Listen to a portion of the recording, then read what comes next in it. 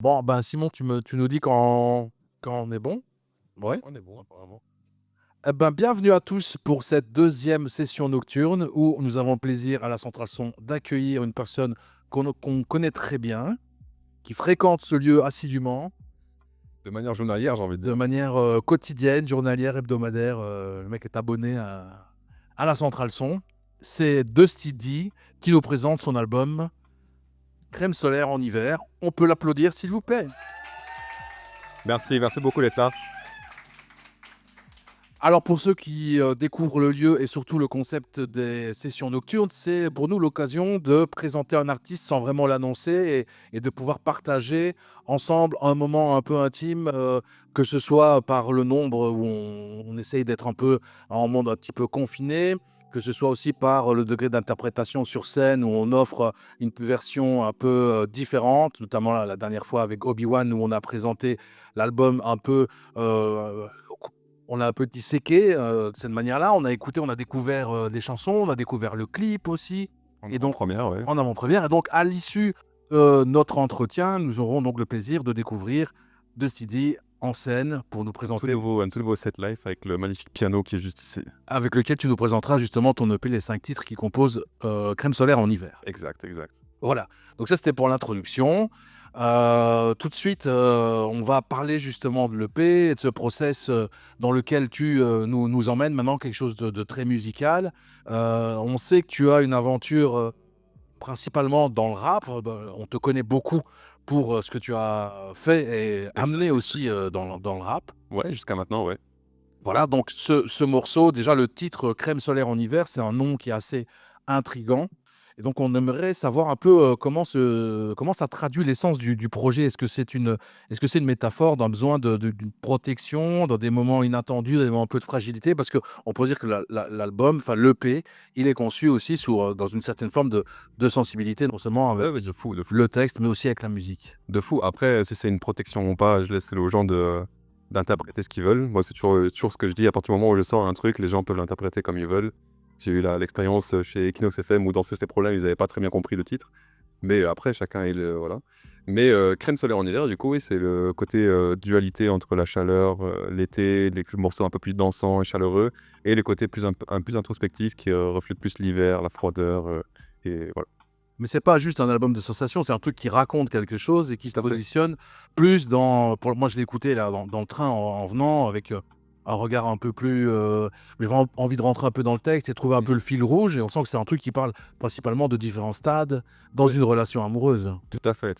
C'est un peu un storytelling. Je pense qu'on va en parler dans la suite de l'interview, mais oui, c'est un storytelling. J'ai envie de raconter une histoire et que les gens s'identifient à ça.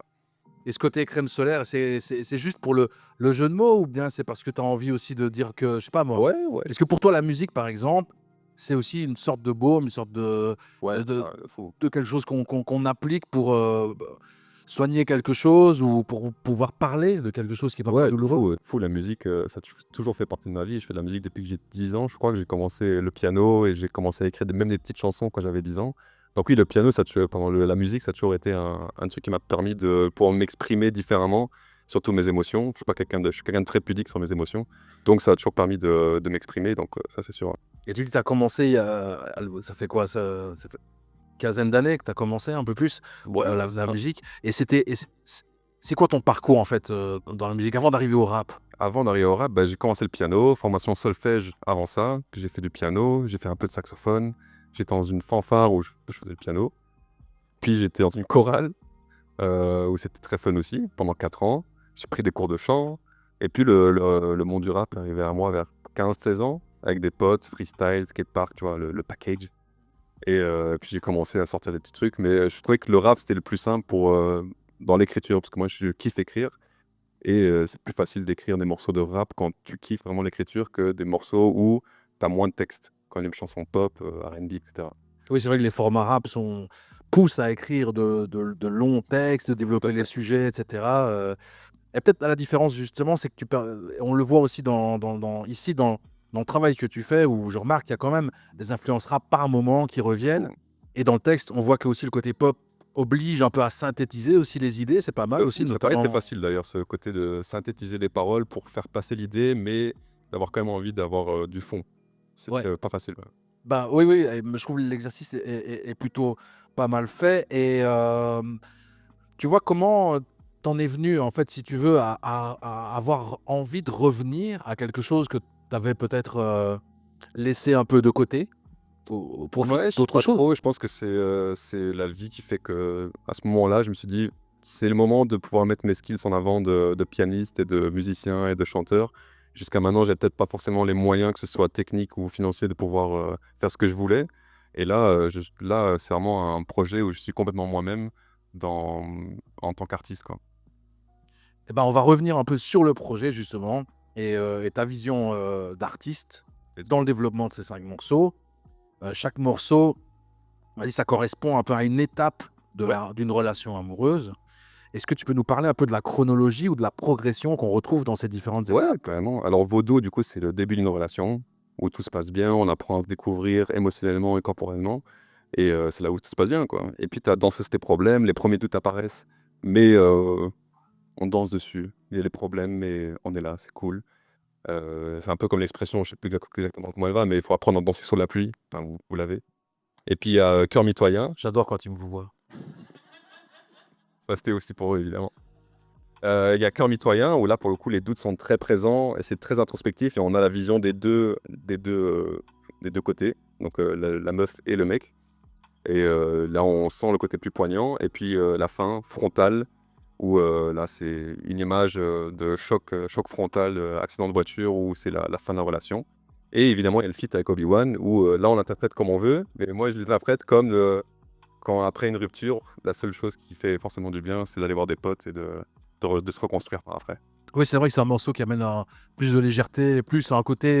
Les deux derniers morceaux, en fait, ramènent une identité un peu plus trap rap. Ouais, ouais, de fou, de fou. Euh, Je peux pas m'en détacher finalement. Bah ouais, finalement, ça revient. C'est marrant parce que quand tu détaillais en fait ton parcours, je vois que c'est un parcours un peu similaire avec plein d'artistes à l'heure actuelle, où par rapport à moi, ma génération, on était plutôt des musiciens entre guillemets autodidactes. On faisait plutôt de l'écriture de texte et du travail sur le flow. On cherchait pas trop les musicalités, elles apparaissaient un peu sans réel calcul. Tandis que Ouais, ouais. toi, justement, il y a ce bagage, et toi et tant d'autres encore ont un bagage musical qui leur permet, bah, on le voit bien dans l'identité actuelle du rap, d'amener des mélodies, Exact, d'amener de la musicalité et même d'entrer dans la composition, quoi.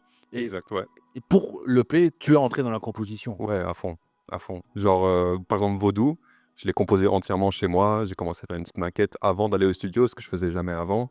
Et puis, il y a aussi des moments où j'arrivais au studio et je savais pas quoi faire, mais je me mettais au studio avec ATKT et je commençais à plaquer quelques accords, trouver des samples, mais je faisais vraiment grandement partie de la composition, ce qui ne passait pas avant, quoi. Et alors, du coup, tu vois, le thème de l'amour, on sait que c'est un thème universel, mais c'est à la fois très personnel. Et donc, dans la relation aussi avec le beatmaker, tout ça, comment tu arrives à trouver, toi, un équilibre et entre justement la relation avec quelqu'un d'autre, externe, et la part personnelle que tu injectes dans le travail?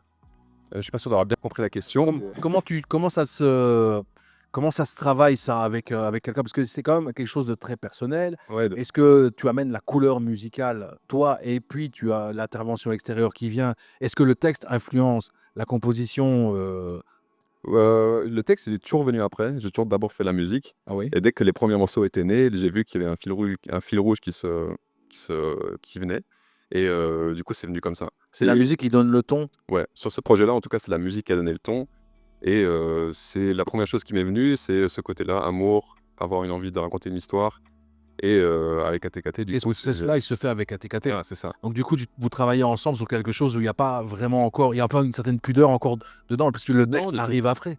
Ouais, c'est ça. En fait, avec ATKT, c'est artistique finalement, donc les textes que je lui envoie, il va jamais se dire de quoi il me parle. Lui, il parle de filles, c'est bizarre. Non, donc Mais ils c'est toujours n'influencent pas la il n'influence composition. pas les paroles et la composition, non. OK. Donc ton accroche, dans cette EP, c'est assez intime, je vais de t'en parler. C'est assez scénarisé autour de ce fil conducteur que tu as détaillé, et c'est quoi tes aspirations principales, que ce soit en musique, en littérature, je dirais pas cinéma parce que tu es pas un grand cinéphile. Non, je pense qu'il y en a certains qui peuvent en témoigner ici, ouais. C'est quoi qui t'inspire pour aborder ces histoires? Musicalement, je dirais qu'il y a eu Beccar, il y a Wallace Cleaver, il y a Luigi qui m'a beaucoup inspiré aussi, avec le morceau Gisèle, par exemple, qui ramène le petit côté bossa nova. En plus anglophone, il y a Loyle Carner, que j'aime beaucoup. En littérature, par contre, c'est plus Baudelaire et Camus, où c'est des écritures très franches, tu vois. Il n'y a pas beaucoup de métaphores et pas beaucoup oui, voilà, de figures de style. Et c'est cette écriture très franche que je voulais mettre, où il n'y a pas besoin de lire entre les lignes pour comprendre ce qu'on veut dire. Ok. On va parler un petit peu de la direction artistique et des ambiances. Yes. Donc c'est une structure en 5 morceaux. Mhm. Donc c'est un format assez court, c'est concis. On sent que tu as travaillé pour essayer de bien définir les différentes étapes. Ce choix que tu fais, est-ce que c'est voulu dès le départ ou est-ce que tu t'es laissé porter? Est-ce que tu as établi un plan sur les 5 étapes? Est-ce que Non, ce sont les 5 accords de Steedy? Ce sont tes 5 accords Toltec à toi ou... non, du tout. On s'est vraiment juste, on s'est laissé porter, je pense. Et donc il y a ce côté-là. Je fais des morceaux au studio. On en a fait plusieurs d'ailleurs qui n'ont pas été repris par après. Et en vrai, c'est les 5 morceaux qui avaient le meilleur lien. Et oui, voilà. Je sais pas quoi dire d'autre, mais voilà. Très bien, très bien, très bien. On a parlé, tu es musicien, pianiste, tu es intervenu dans la composition. Est-ce que tu penses encore approfondir encore cette partie de toi? Aller plus loin dans le délire, par exemple, Ouais. pour les prochaines étapes de En solo, en tout cas, ouais, je pense qu'il y a encore beaucoup plus moyen de travailler le côté piano, travailler le côté piano-voix, d'essayer peut-être encore des nouveaux genres musicaux. Franchement, ouais, en solo, ouais. Après, maintenant, je me lance en petit projet en duo avec Phasé, Ouais. où là, on va plus approfondir ce truc-là à deux. Mais je sais que dans un an, je vais certainement refaire un projet solo. Vous allez approfondir une vibe à deux C'est ça. qui est plus dans la vibe hip-hop. Plus dans la vibe, ouais, hip-hop, électro. Forcément, on aura nos deux côtés où il y aura forcément un peu de piano et un peu de mélo, parce que j'ai quand même envie d'amener ma patte. Mais ce sera pas du Dusty D comme on a sur Crème Solaire en hiver, ça c'est sûr. Qui reste un truc plus personnel, Exact. même musicalement, qui restera différent. Enfin, qui sera différent. Ouais, il y aura peut-être moins de jazz, moins de R&B, quoi. De jazz. Jazz, tout à fait.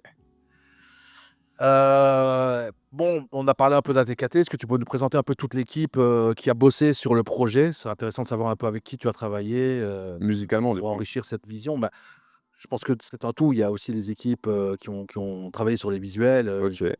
Bah oui, du coup, ATKT, producteur qui a produit l'album, qui a travaillé avec Yakwa, pardon, pour le duo Yakwa. Ouais, j'arrive pas. ATKT et Yakwa. Voilà, du coup, ça c'est pour la musique. Pour les visuels, on a eu monsieur Obi-Wan qui est aussi en featuring sur le projet.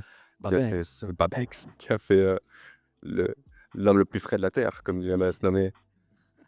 Du coup, qui a fait la cover, la typo et mon nouveau logo, en accord avec sa chérie qui s'appelle Toulo. Eh oui, Voilà. on ne le répétera jamais à cela. Tu sais, Obi. Pour le clip de Danser sur tes problèmes, j'ai bossé avec Bjorn, qui est ici aussi, de Capture, et avec Phasé en réalisateur, qui m'a aussi beaucoup aidé pour tout ce qui est DA aussi sur le projet de manière générale, à me conseiller sur la promo et Et c'est un travail que tu as mené en combien de temps, ça? tout le projet. Bon, c'est bien, à mon avis, j'ai commencé en mars, je dirais, à faire les premières prises et tout ça. Et puis après, cet été, ça a été beaucoup de...